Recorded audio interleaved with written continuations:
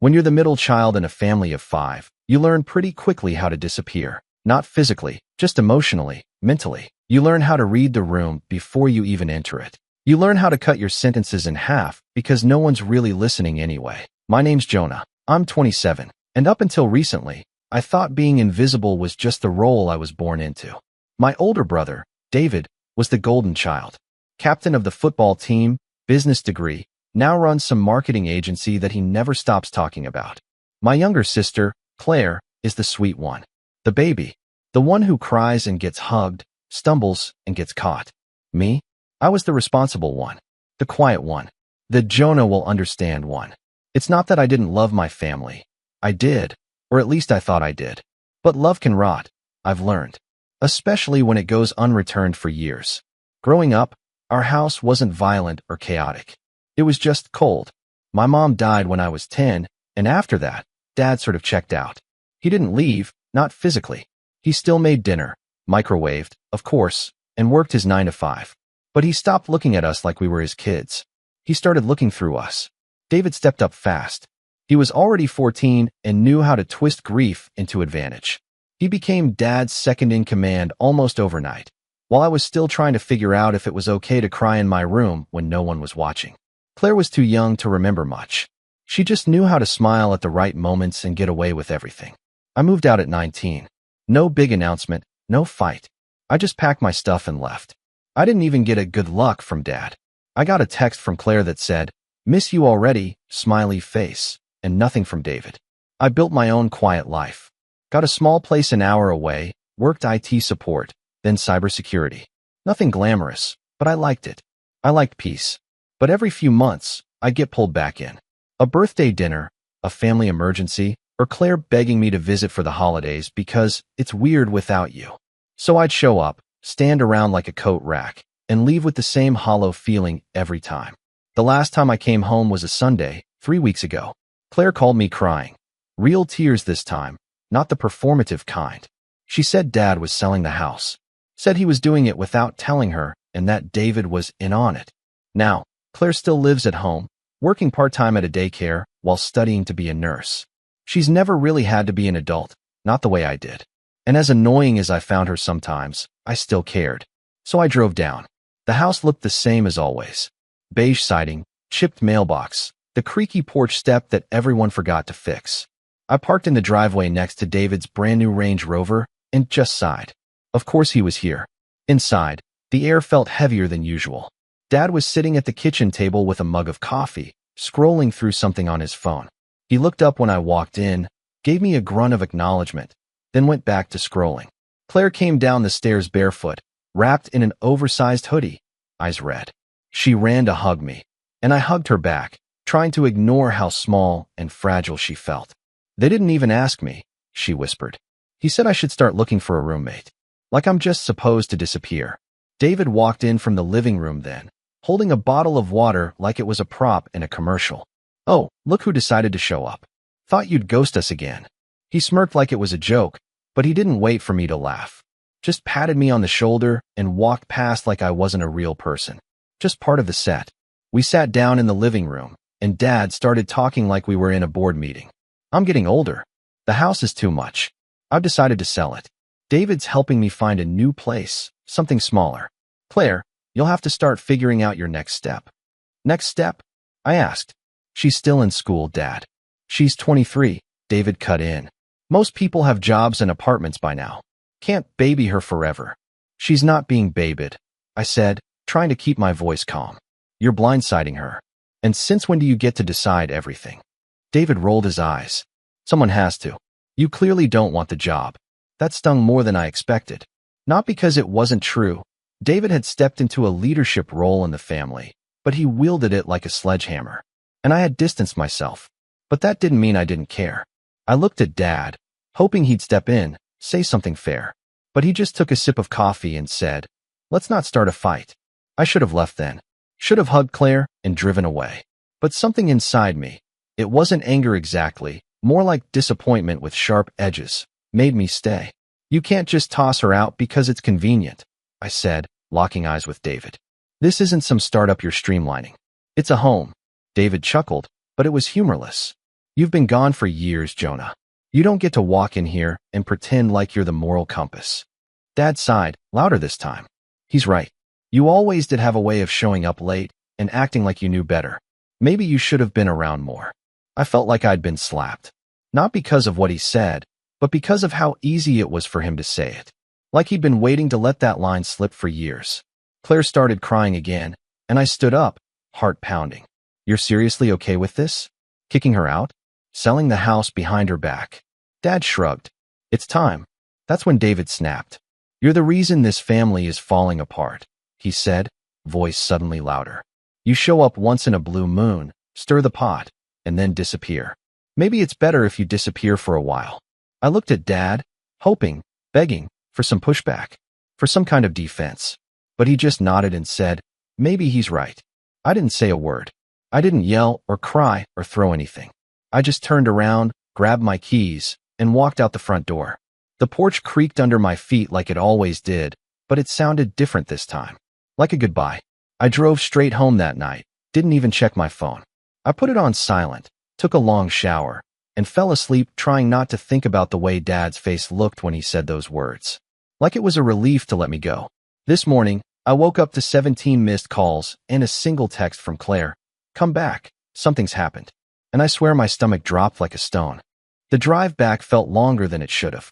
My GPS said 62 minutes, but my thoughts stretched every second into something heavier. I didn't even get out of my pajamas. Just grabbed my keys, no breakfast, no coffee. That single text from Claire, come back, something's happened, played on a loop in my head like a broken record. No details, no explanation, just enough words to tie a knot in my stomach. I called 3 times on the road. She didn't answer once. When I pulled into the driveway, David's Range Rover was gone, but Dad's car was still there. The porch light was still on. Morning sun fighting with the dim yellow glow, like the house couldn't make up its mind if it was asleep or not. I knocked once, twice, then just opened the door. Claire was sitting on the couch in the same hoodie from the night before, her knees hugged to her chest. Her phone was in her lap, screen cracked right through the middle. Her eyes were puffy and red, not from crying, but from not crying. The kind of look that said she'd already run out of tears. What happened? I asked, stepping closer.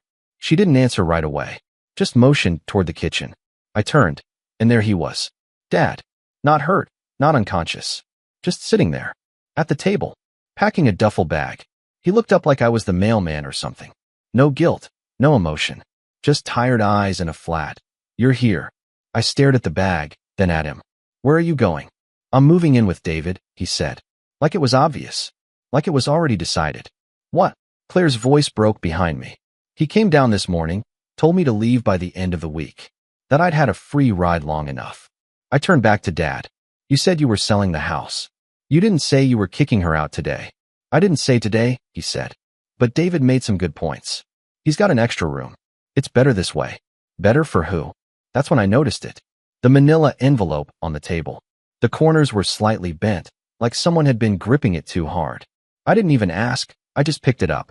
Inside were copies of documents. Sale agreements. A wire transfer summary. A final notice from the title company. The house wasn't being sold. It had been sold. 2 days ago. Without a single word to Claire. I felt the breath leave my chest. You already sold it? He didn't flinch. We didn't think you'd be interested. David handled the paperwork. I signed where I was told. We got a good offer. I looked at Claire, who was just staring at her phone like she wanted to disappear. So that's it. No warning, no backup plan, nothing? You're just, what? Leaving her homeless. Dad finally stood up. She's an adult. She'll figure it out. Something cracked inside me at that. Not loud. Just a hairline fracture in the part of me that still thought maybe he had a heart buried under all that detachment. I told you I needed time, Claire said softly. You said I had time. Dad slung the bag over his shoulder like it weighed nothing. Plans change. And just like that, he walked past me. No hug. No apology. Not even eye contact. The door clicked behind him, and it was like the house exhaled. Claire didn't cry. Not this time. She just got up, walked to the kitchen sink, and turned on the faucet like she was trying to drown out the silence. I stood there with the envelope still in my hand, staring at the spot Dad had just vacated. What do we do now? She asked, her voice barely above a whisper. I didn't have an answer. The next few days were a blur of cardboard boxes and awkward texts from distant relatives who had no idea and wished they could help. David never called. Not once. Dad sent one message that read, "Hope everything works out. Take care of your sister." Like he was absolving himself of all responsibility with a text. I took time off work. Helped Claire move what she could into a storage unit I paid for. She stayed at my apartment for a while, sleeping on the couch with her headphones in every night, zoning out to the same 5 sad playlists on repeat. I didn't ask her what she was listening to. I figured whatever it was, it helped her hold it together. About a week later, she got a part-time job at a diner nearby. Started looking at studio apartments. But you could tell it still haunted her. The look on Dad's face. The way he left. The fact that David, our brother, had orchestrated the whole thing without blinking.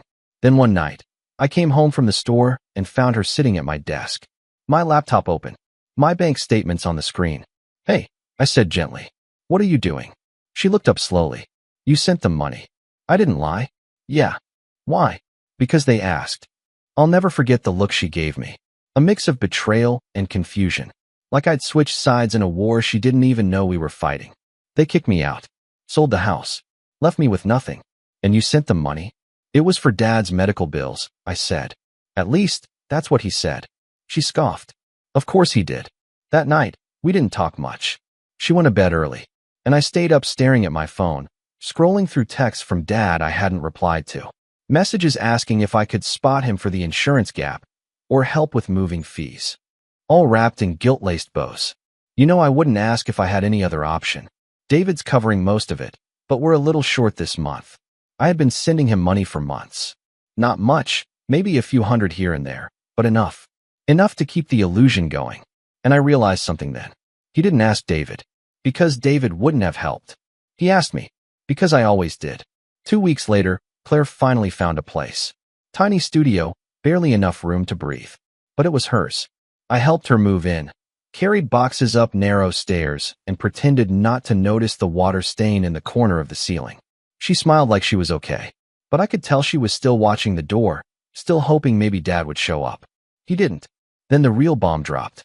Claire came home from work one afternoon with a letter in her hand. No return address. Just her name, handwritten on the front. Inside, a formal notice. David was filing for emergency power of attorney over Dad's estate. Health-related, which would include access to everything. Claire wasn't mentioned once. Neither was I. We didn't even know Dad had health issues. He never said a word. But apparently, David was already in the process of moving Dad into a long-term care facility and getting control over his finances. The house money, the joint accounts, the remaining investments. All of it. I called David that night. He answered on the second ring like he'd been waiting. "Jonah," he said, like I was a nuisance. "To what do I owe the honor? Why didn't you tell us?" "Tell you what?" "That you were going after Dad's estate." He didn't even try to deny it. "Because it's none of your business. Claire's not in a position to make decisions, and you haven't been part of this family in years. Someone had to take responsibility.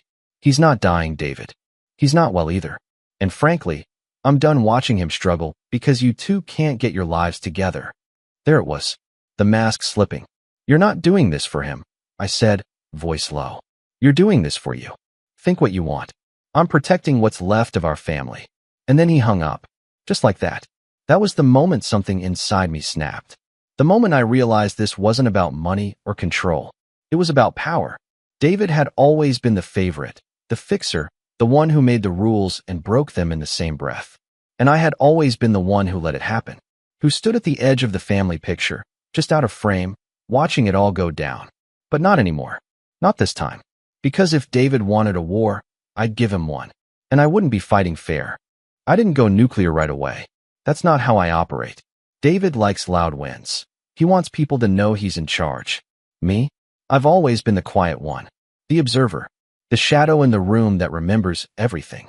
And it turns out, being overlooked for most of your life gives you a kind of power too. People forget you're even there. And when they do, they say things. They slip up. They underestimate you. Still, for a while after that call, I did nothing. Not out of fear, out of exhaustion. I felt drained in a way I couldn't explain. My dad was gone. Not dead, just unreachable. My brother had locked us out of everything.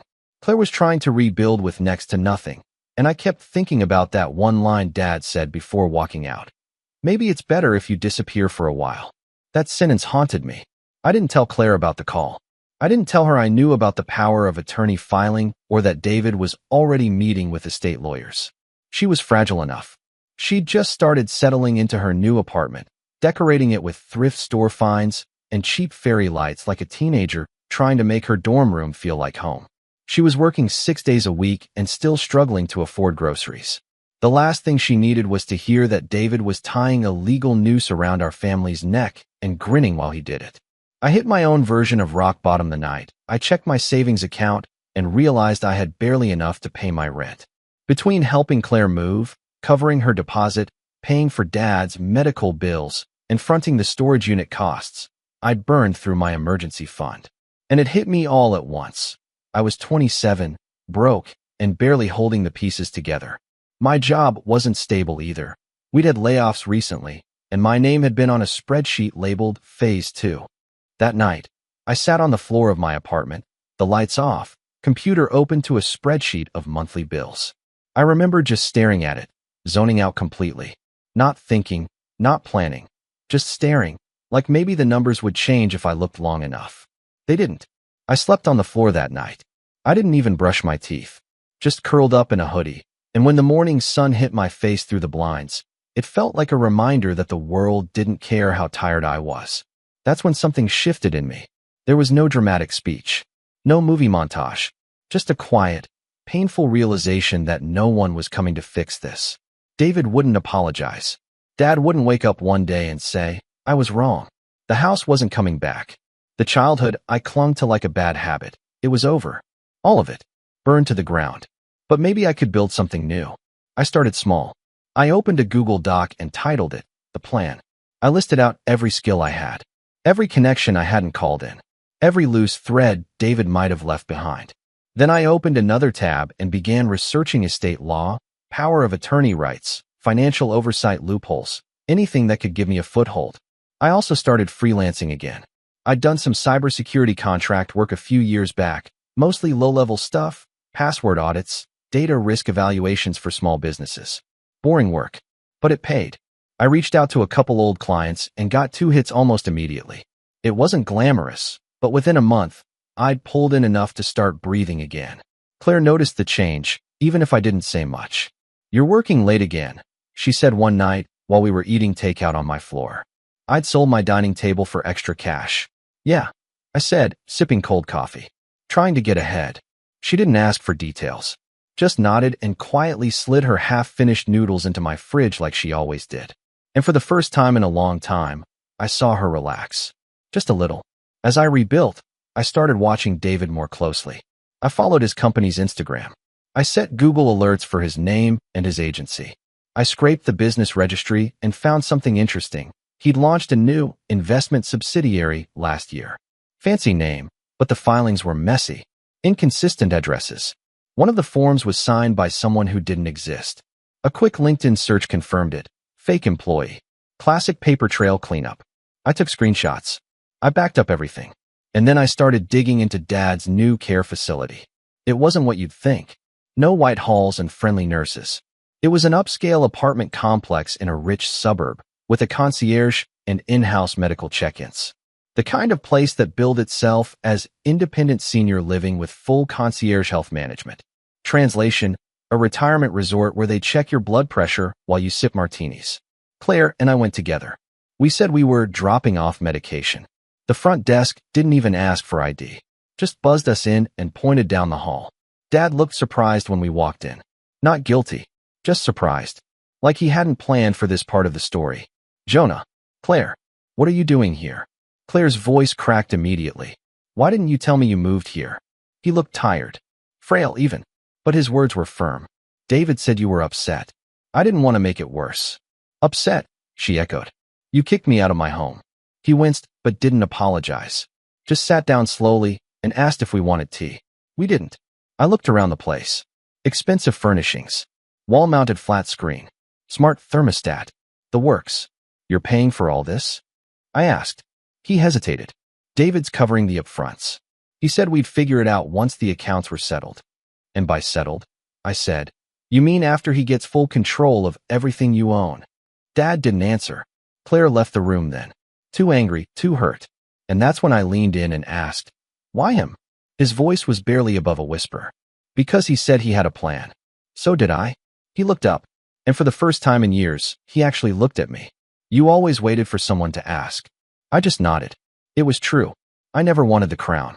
But I'd be damned if I let David wear it after everything he'd done. By the third month, things started falling into place. I had a stable freelance gig with a fintech company and 2 regular consulting clients. My income was higher than it had ever been, and I was finally out of the red. I got my own health insurance, paid off my credit card, and moved into a slightly bigger apartment with a pull-out bed so Claire didn't have to crash on a couch anymore. She started smiling again, laughing even, got promoted to assistant lead at her daycare job, and started tutoring part-time on the weekends. Her apartment looked more like a home. Cheap rugs, a crooked bookshelf, potted plants that somehow weren't dead. And one night, as we were walking out of a ramen shop, she stopped mid-step and looked at me. You're not the same. I blinked. What do you mean? You walk like you're taller now. I smiled, but I didn't answer. Because she was right. And I wasn't done yet. I had leverage now. I had proof David had used a fake employee signature in a business registration. I had screenshots of him shifting funds between personal and business accounts. I had a copy of a lease agreement for a luxury condo that he claimed was a company office, but was actually his secret crash pad when he didn't want to drive home. And I had something even better. A recording. One night, a month earlier, I had called David again. Pretended I wanted to help. Told him I was reconsidering our roles in Dad's care, and maybe we should work together after all. I knew he'd gloat. And he did. On a recorded line. Said the words, he's better off out of the picture, honestly. Claire's a mess, and Jonah's a ghost. I'm the only one who's ever done anything real in this family. Dad finally sees that. Every syllable? Crystal clear. I didn't tell Claire right away. But I will. Because now I'm ready. This time, I won't be walking out the door. This time he will. I didn't tell Claire everything right away, not because I didn't trust her, but because I knew what she'd say. Don't stoop to his level. Just move on. We're doing fine now. She wasn't wrong. We were doing better.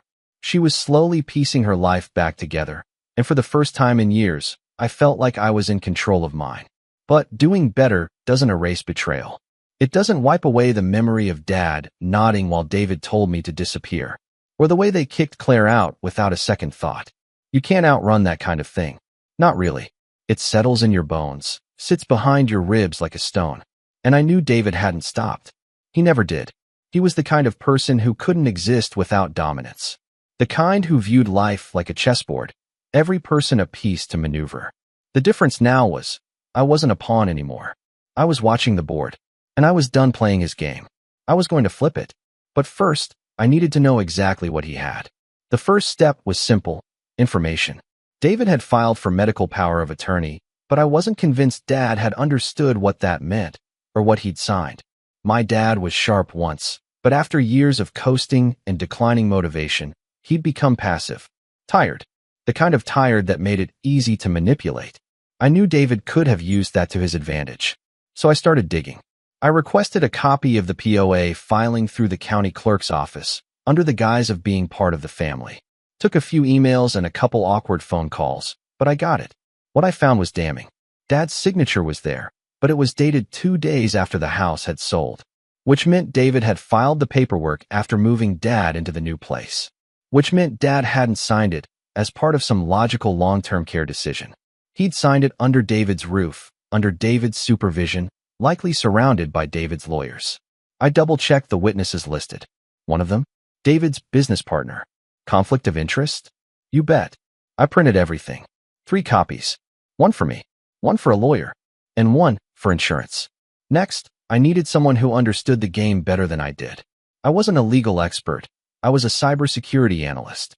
I knew how to build firewalls, trace suspicious logins, and sniff out phishing scams. But estate law? Financial manipulation? That wasn't my world. So I reached out to someone who did live in that world. Her name was Marissa Chong, and I hadn't spoken to her since college. We met in our sophomore ethics class. She was a pre-law student who had once helped me fight a dorm charge over a fake cheating accusation. She later went on to become a probate attorney in the city. We'd followed each other on LinkedIn for years, but hadn't interacted much. I sent her a message. Hey, long time. I have a weird situation with my family involving a power of attorney and possible misuse of funds. Could I buy you coffee and pick your brain? She responded in less than 10 minutes. I'm intrigued. Bring receipts. Friday at 2? My office. I showed up early with a folder thick enough to make me nervous. Marissa looked exactly the same. Sharp eyes, clean blazer, and a no-nonsense attitude. We sat down in a quiet corner of a cafe near her office. I slid the folder across the table. She opened it and whistled. You don't mess around. I like having a paper trail, I said. She sifted through the documents in silence, flipping through bank statements, the POA forms, screenshots of texts, and printouts from the business registry. After about 15 minutes, she looked up. This smells bad. Real bad. You think there's something there? She tapped the POA form. This witness signature is shady. Technically legal, but ethically suspect. And if your dad didn't fully understand what he was signing, there's room to challenge it. Especially if your brother's already making financial decisions that benefit him directly. He is, I said. I've got records of him using company funds for personal purchases. And there's a recording. He admitted that he thinks Claire and I are out of the picture. Her eyebrows raised. A recording? Clear as day. I have it saved on 3 different encrypted drives. Marissa smiled. Jonah, I think we can work with this. She outlined the basics. If I could prove that David coerced Dad into signing, or that he was using his position for personal gain, I could petition for the POA to be revoked. If Dad was still of sound mind, he could reassign it, or dissolve it entirely. If not, we could potentially push for guardianship review. It would be complicated, but possible. I asked what I needed. She said, witnesses, proof, and someone who still believes in you. I thought of Claire. I nodded. I've got all 3. Back at home, I finally told Claire everything. She didn't react the way I expected. She didn't cry. She didn't yell. She just stood up, walked to the kitchen, and came back with a small spiral notebook. She flipped it open to the middle and handed it to me. Inside were notes. Dozens of them. Dates, conversations, details about Dad's behavior, David's visits, and odd withdrawals from shared accounts. She had even scribbled in how much Dad's place probably cost based on the brochure she'd found online. She'd been keeping track this whole time. You think I didn't notice? She said quietly. I'm not as dumb as he thinks I am. No, I said, smiling. You're not. We decided to tell Dad together. It was a Saturday when we drove to see him again. Claire was dressed like she was going to a job interview, and I had my laptop and copies of everything Marissa had helped me prepare. Dad was surprised again, though this time, I could see the walls going up as soon as he opened the door. You two again, he said warily. We need to talk, I said. About David. He sighed, stepping aside. I told him not to make this messy. Claire spoke before I could. He's already made it messy. He sold the house out from under me, took your accounts, put you in here, and locked everyone else out. Dad didn't respond. So I opened the laptop and played the recording. David's voice, smug and clear. He's better off out of the picture, honestly. Claire's a mess, and Jonah's a ghost. I'm the only one who's ever done anything real in this family. Dad finally sees that. Dad's eyes narrowed. I watched his face closely. I never said that, he muttered. No, I said. But he did. While speaking on your behalf. I slid the papers across the table. This is everything he's done with your accounts since getting POA. And the witness on your document? His business partner. Not a medical professional. Not a neutral third party. Why would he? Dad started. Because he doesn't see you as a father, Claire interrupted. You're a means to an end. He's playing you like a retirement plan. We didn't yell. We didn't beg. We laid out the facts. And then we left. We didn't wait for him to respond. Because it wasn't up to him anymore. That week, things moved fast. Dad called Marissa's office the next day. Said he wanted to review the POA with someone not on David's payroll. A week later, she sat down with him privately and confirmed our suspicion. He hadn't known half of what he'd signed. She filed the motion to suspend David's power of attorney. We submitted the evidence. The recording. The financials. The signature conflicts. Then we waited. David didn't respond right away. But I knew he would. And I was ready for him. Because the best part? He had no idea how much I knew. No clue how far I'd gone. He thought I was still that ghost. Still that quiet, forgettable middle child. He didn't see me coming. And I wasn't done yet. Not even close. 2 weeks after the motion to suspend David's power of attorney was filed, I got the email I'd been waiting for. Subject: hearing scheduled. Estate review petition. From Marissa Chong. Body: Jonah, we're on. Your father will be present. Claire should attend. David has been notified. I read it twice, then once more for good measure. This was it. The moment everything we'd endured, the betrayal, the silence, the dismissal, started to tilt in our favor. But this wasn't about winning in a dramatic courtroom showdown. I didn't want revenge that looked like a scene from a legal drama. I wanted something colder, smarter, permanent. I wanted David to fall under the weight of his own ego. And now, the cracks were starting to show. He called me the day before the hearing. For the first time in months. You really think you're going to win this? His voice was tight, controlled, almost amused, but not quite. You have no idea what you're doing. I'm not doing this for me, I said calmly. You made this bed, David. You tucked the corners in tight. Jonah, he sighed, and for the first time, I could hear it, the hint of panic buried beneath the performance. You've always been soft, always wanted people to like you. But this isn't you. You don't belong in this fight. I smiled, even though he couldn't see it. That's where you're wrong. I've always belonged here. You just never noticed. Then I hung up. Claire and I drove to the courthouse together. Neither of us spoke much. She held a folder on her lap the whole time, the one with her spiral notebook and copies of the withdrawal logs David thought no one noticed. I had my laptop and the recording, cued and ready. We walked into the hearing room at 10:58. David was already there, seated across the aisle in a tailored suit, flipping through his phone like this was just another Monday meeting. He didn't look at us. Dad sat near the front, quiet, hunched in a beige windbreaker. I didn't know what he was thinking. He hadn't spoken to either of us since the last visit. But he was here, and that mattered. When the judge entered, we all stood. The hearing began.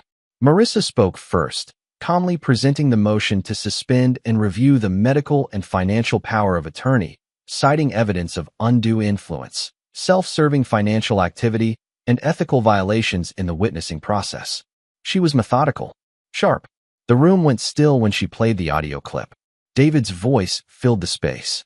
He's better off out of the picture, honestly. Claire's a mess, and Jonah's a ghost. I'm the only one who's ever done anything real in this family. Dad finally sees that.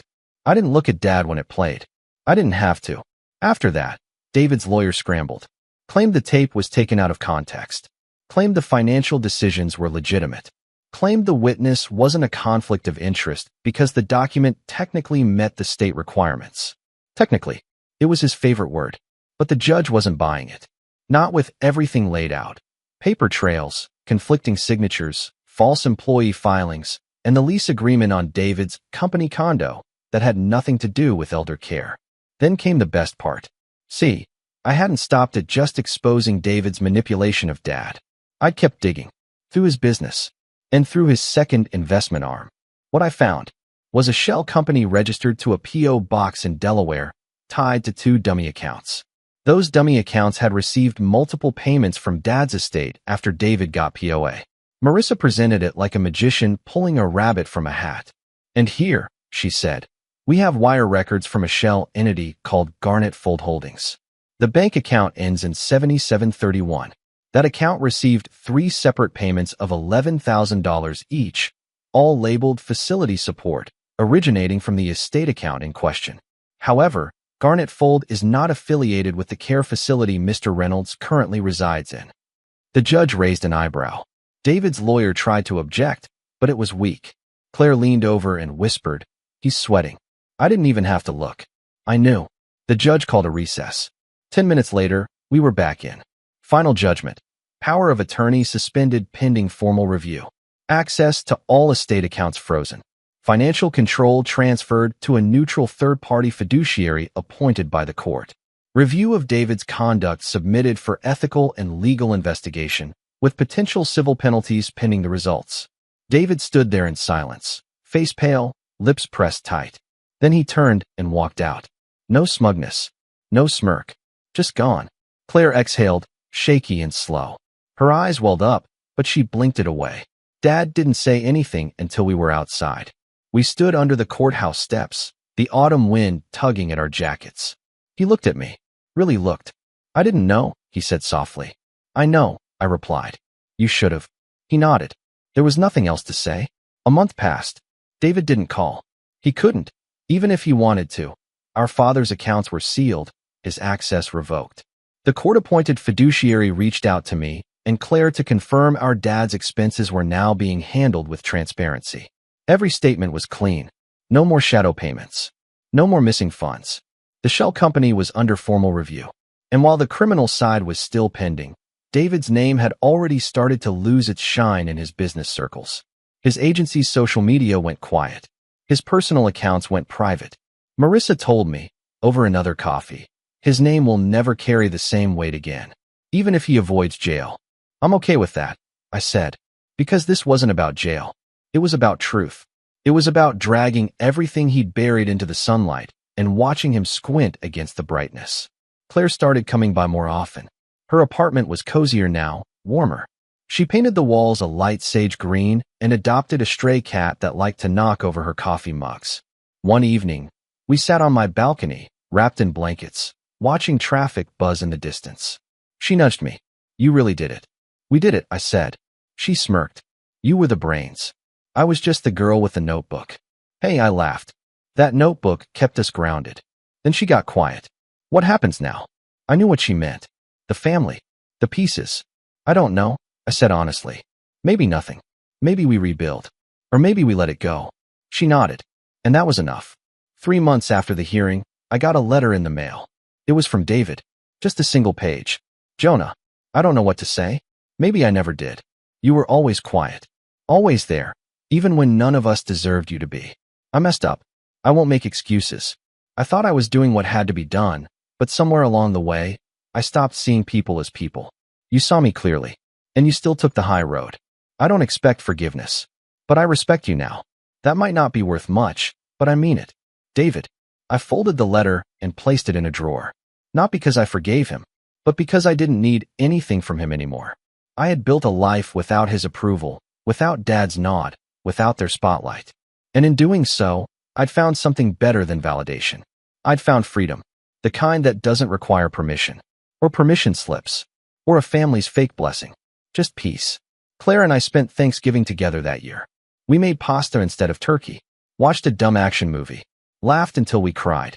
And as I cleaned the dishes and she hummed from the living room, I caught my reflection in the window. And for the first time in a long, long time, I saw someone worth noticing.